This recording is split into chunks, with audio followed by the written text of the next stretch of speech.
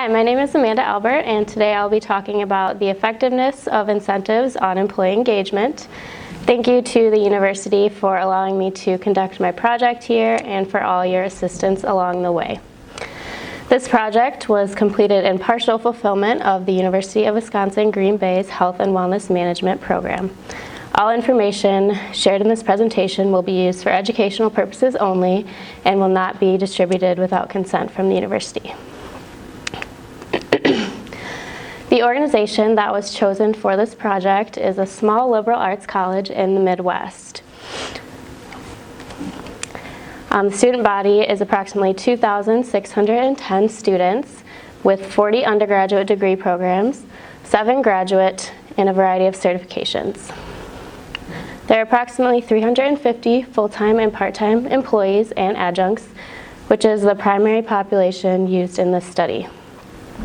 It was done directly through the Human Resources Department, which seeks to employ and retain individuals from the start of their career through retirement. Some benefits that all employees receive as part their benefits package is a life insurance plan, eligibility for long-term disability insurance, flex plan for insurance deductions, family medical and funeral leave, and accrued vacation time based on their duration at the company. In addition to these benefits, there are also a number of resources available on campus for employees to participate in. There's an on-site workout facility in which employees receive a free membership toward. This includes a fitness center, a 3-court gymnasium, 1/8 of a mile indoor track, locker rooms, and a multi-purpose room. In addition to the facility, there are also a number of fitness and wellness related programs that employees are encouraged to participate in. There are about 20 group fitness classes offered every single week, taught by nationally certified instructors, and include mind, body, strength, and cardio-based classes. There are also personal training available for purchase based on the number of sessions that employees want, and these are also taught by certified trainers and field experience students from a local university. There are also wellness programs that employees are encouraged to participate in. Typically once per semester there is a challenge geared just toward employees, and then there are monthly themed programming that employees are encouraged to participate in as well. Some wellness program benefits include informational sessions, healthy food options, and prizes such as gift cards, apparel, merchandise, fitness equipment, and discounted services such as massages or these fitness-related classes or personal training sessions. The main problem that is being focused on in this presentation is employee engagement. So many companies are realizing the importance of employee engagement for overall buy-in and goal achievement. Employees tend to behave more in the interest of their company and show a higher quality of service to their clients and customers, their work, and their company overall. At this university, with similar incentives offered over the past few years and little to no change in participation levels, the types of incentives that would motivate employees to participate is our main focus. There are a number of factors that contribute to employee engagement, including the culture of the organization, the values, effective communication, and motivation styles. So in this study, motivation, specifically incentives, were the main focus. The focus is on determining which incentives employees at this organization desire the most that would encourage them to participate in the current wellness programs. Humans have been receiving incentives from a very young age, so I'm sure some of you can remember getting stickers or treats for completing good behavior by your parents and teachers, babysitters, all that kind of stuff.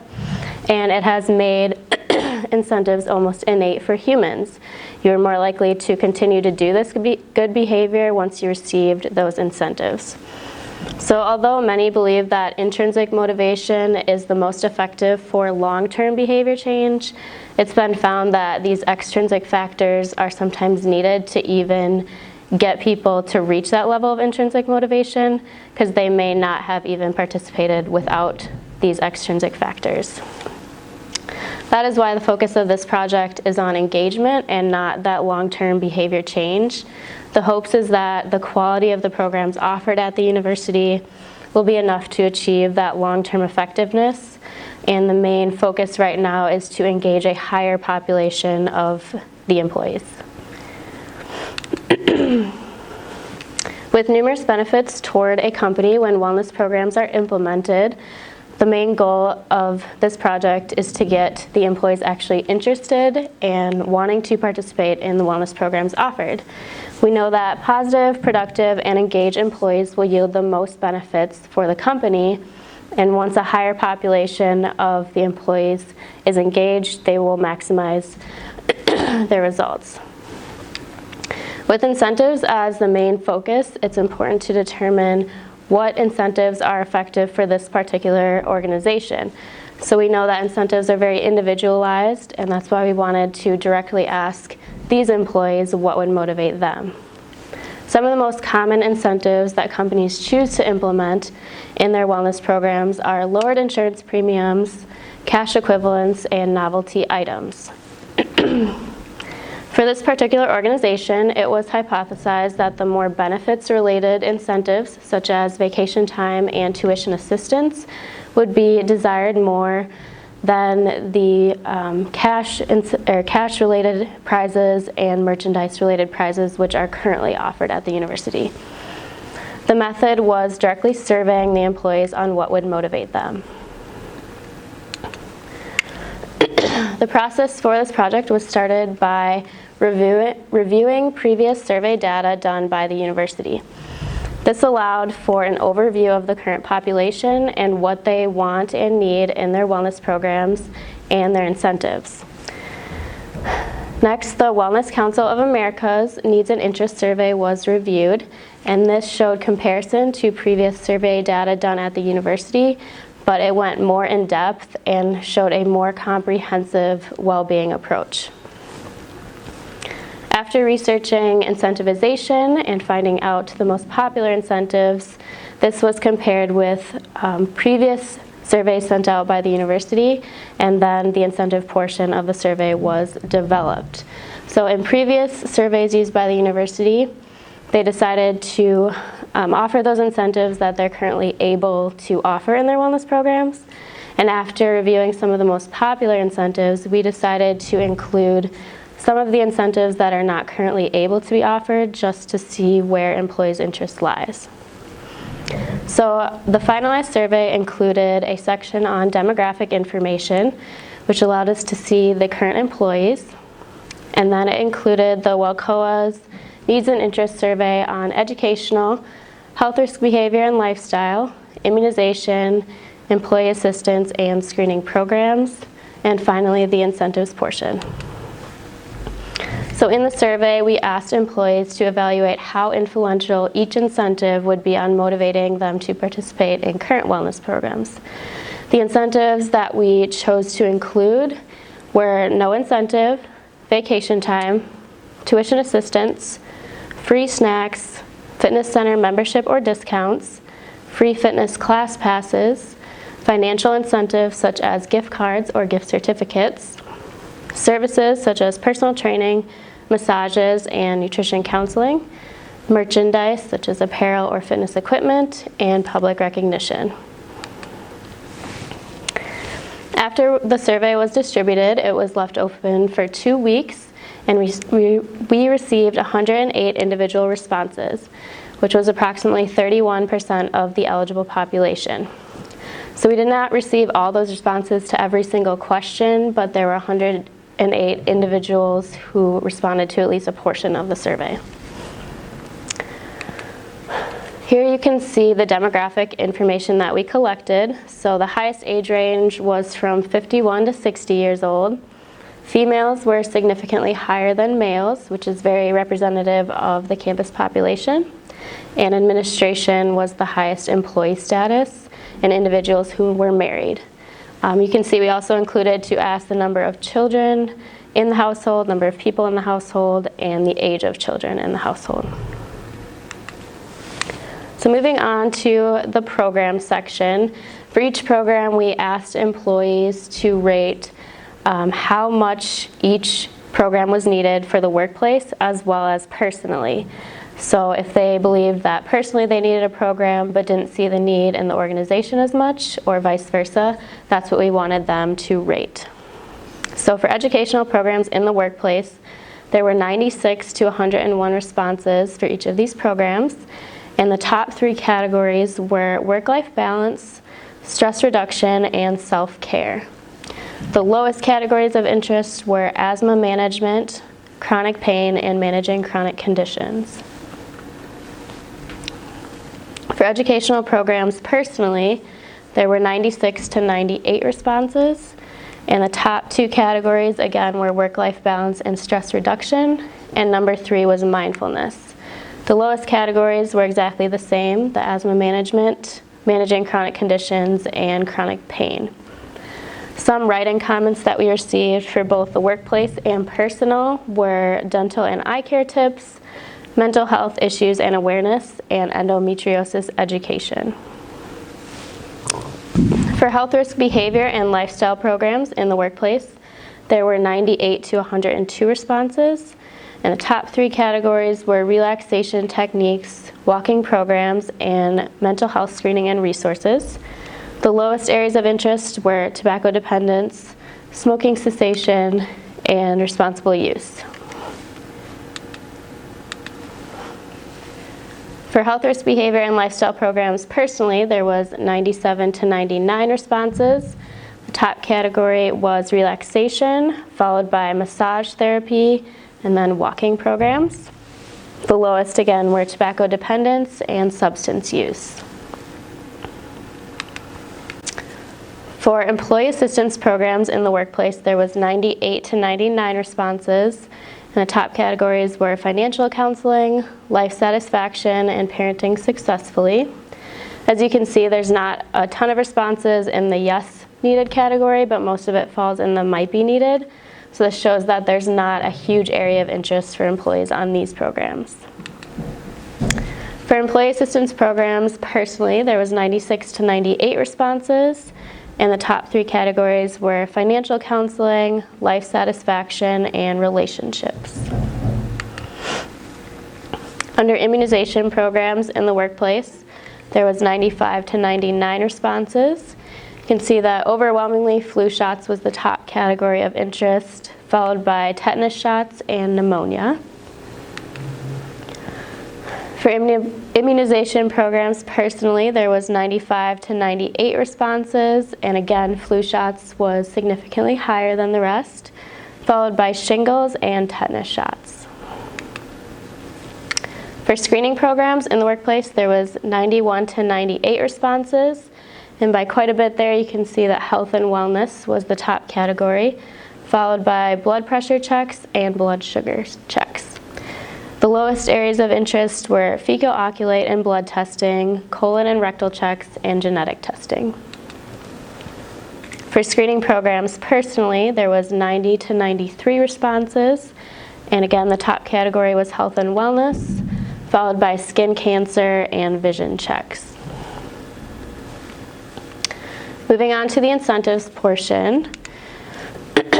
This chart, we're mainly looking at the mean, so the closest it is to 1, the higher influence it had on employees. So the top category here was financial incentives, such as gift cards or gift certificates, followed very closely by services and vacation time, which were exactly the same mean.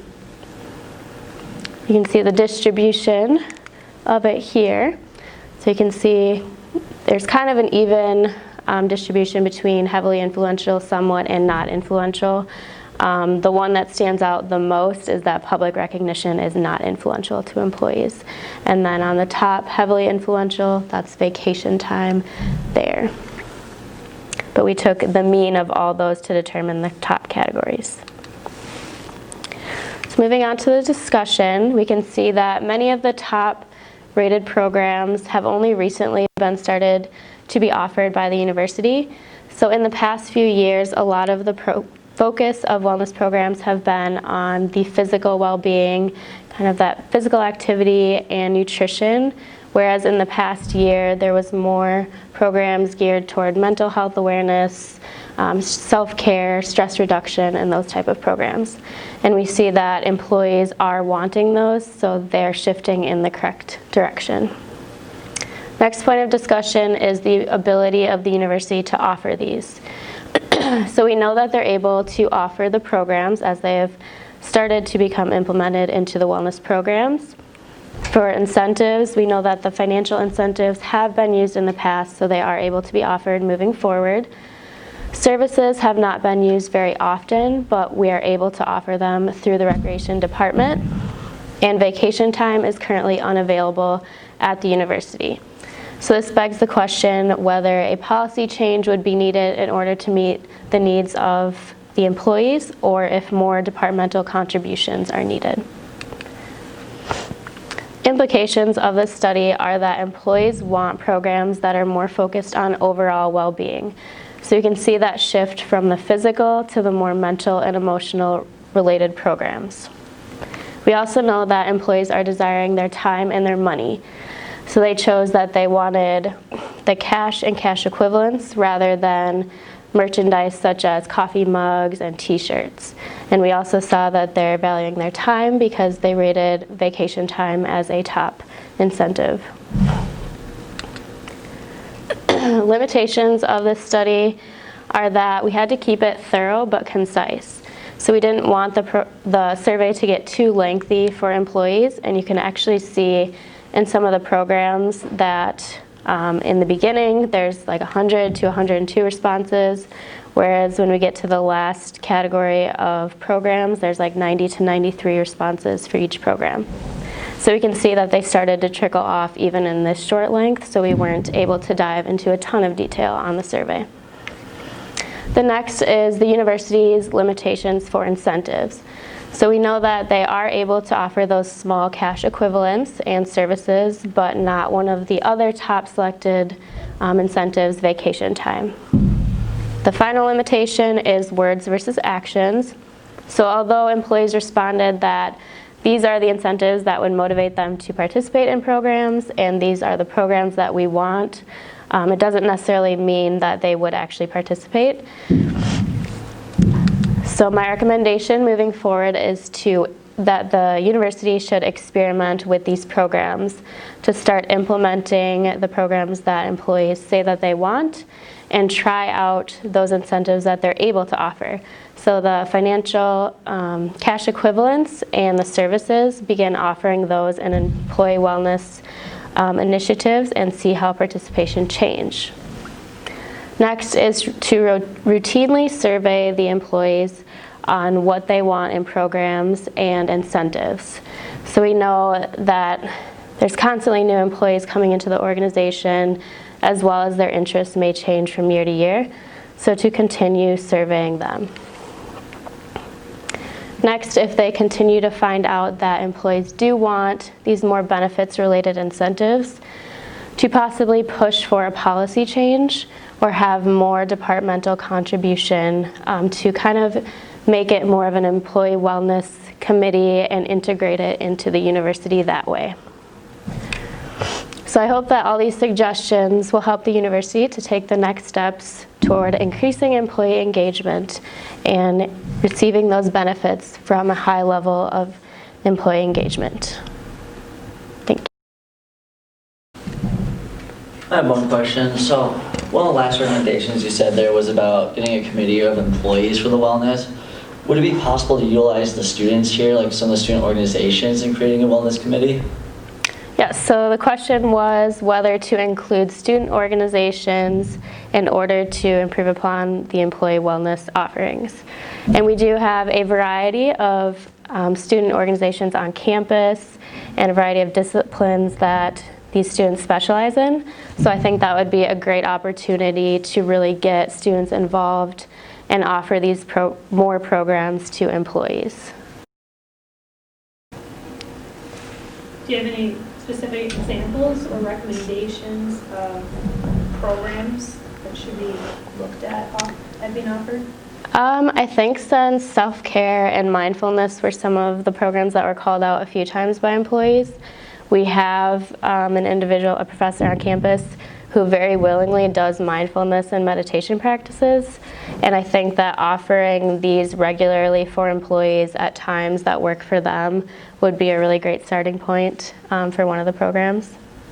And then one of the last recommendations you mentioned, like the department, is it, in general, you say department-led, and looking for that, or looking at the push for policy change, and having department incentivization. Is there a particular department that you're speaking of, or is it looking more at an institutional level versus department? More of an institutional level, just because all the wellness programs for students and employees come directly through the recreation department. I think that making it more of a campus initiative so that there's a lot of buy-in would really make employees feel like it's important and that the entire university feels that it's important. Is there anything in your research that you found that was shocking or something that you found that you didn't expect with? Actually, a lot of the program feedback, I was definitely expecting more of the physical programs to be rated higher than like work-life balance and stress reduction and self-care. And I was really surprised that mindfulness specifically was called out by employees. So I think it was a good thing to realize that they are realizing overall well-being is important and not just weight management programs like that. But it was surprising to me.